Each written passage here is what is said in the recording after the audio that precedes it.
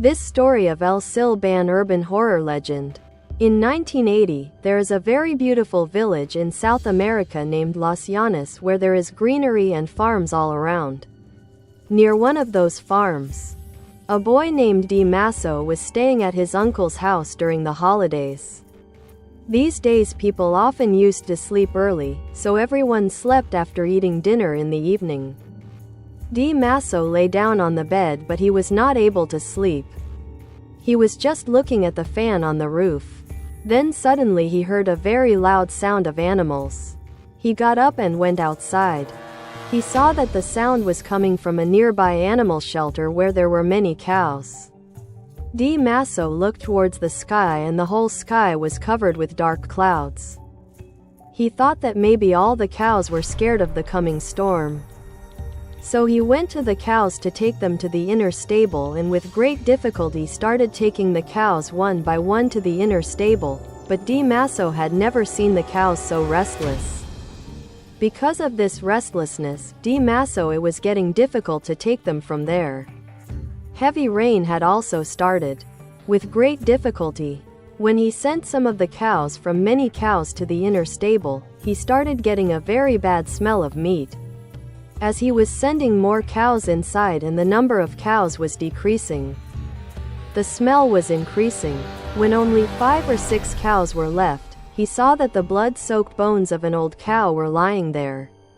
Seeing this, Di Masso froze there and started screaming loudly. But before he could run away from there or do something, he heard a voice from far away. Amidst the heavy rain, that voice coming from miles away was so terrifying that Di Masso's soul trembled on hearing it.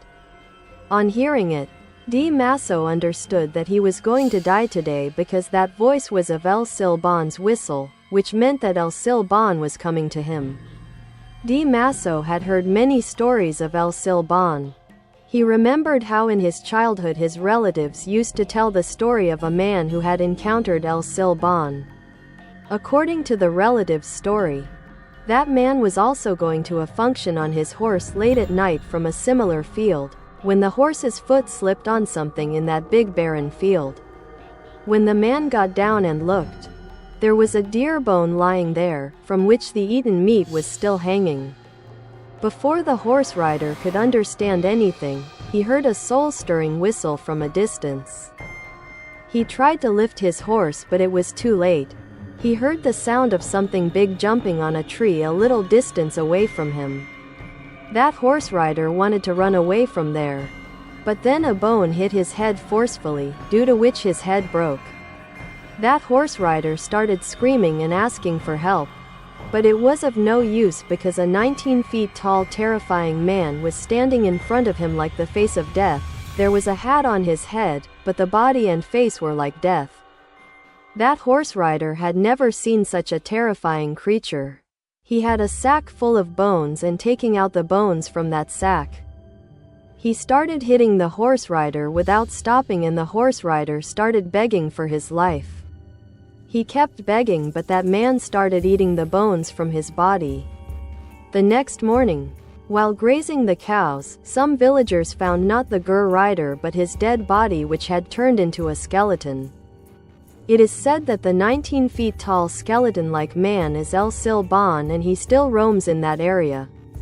This story was going on in Di Masso's mind and before he could run away, suddenly a 19 feet long shadow was formed on the ground and then a man taller than that shadow came out who was wearing a straw hat and whose body was cut from all sides and his flesh was hanging from it.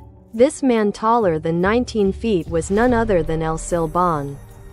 That man started walking towards him. Blood was dripping from the sack on his back. The sound of the bones clashing was getting louder and louder. Di Masso's heartbeats were getting louder.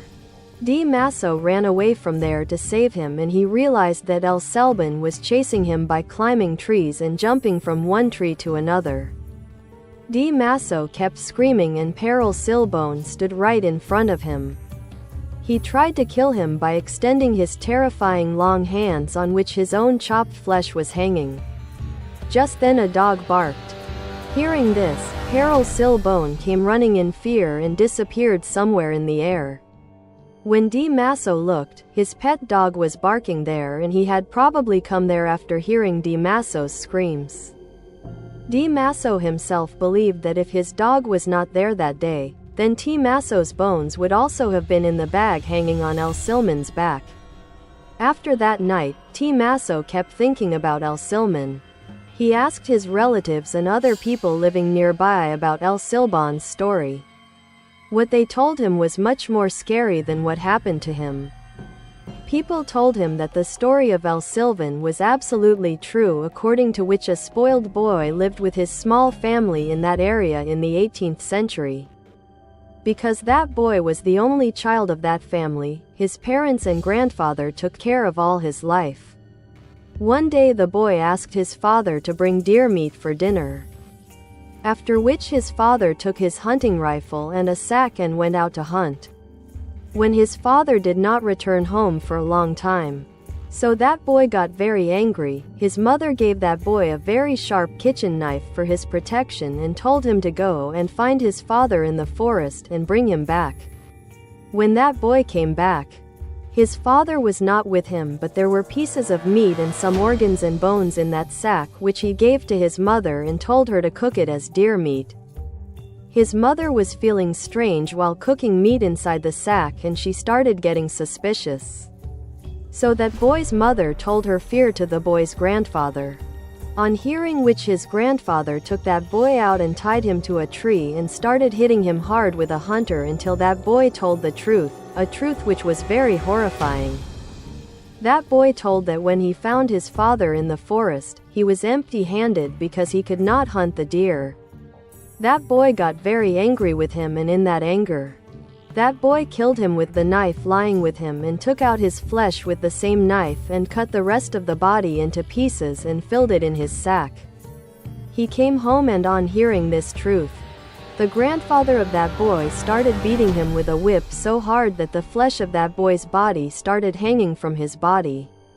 After that, his grandfather poured chili and alcohol on his body and freed him from the tree and put a big bundle of his father's flesh and bones on his shoulders and left his two terrible dogs behind him and left him to wander forever.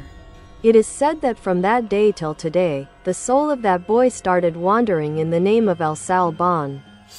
Almost all the people living in that area believe that they have definitely encountered Silbon at least once, who sits in the trees and whistles in a different way and attacks like an animal on anyone who roams in the fields late at night. It is said that he is just afraid of dogs, and that is why people in all the houses of that area have kept dogs. Di Masso was saved that night because of his dog. Otherwise he would have also become a victim of Silbon today.